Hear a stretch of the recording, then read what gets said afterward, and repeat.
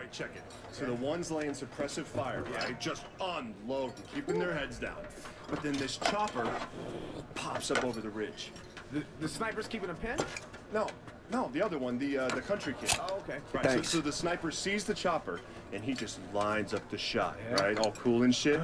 Takes the shot, yeah. Bam! Nails the pilot. Oh, bullshit. Serious? First shot? No shit, first shot. I swear to God, right through the fucking canopy. Pow! That's so badass. Right? And the best part? The bird just rolls over and drops. Blam! Right on the enemy position. I mean, clears out You know, if I remember everything right, just like that one shot, insane. that was with an RPG. Yeah.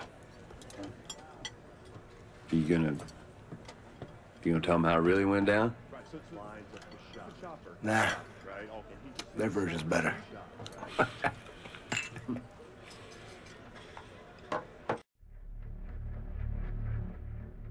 I don't think anyone was expecting what you uncovered. That amount of military-grade hardware shouldn't have been a surprise, and that's got people worried.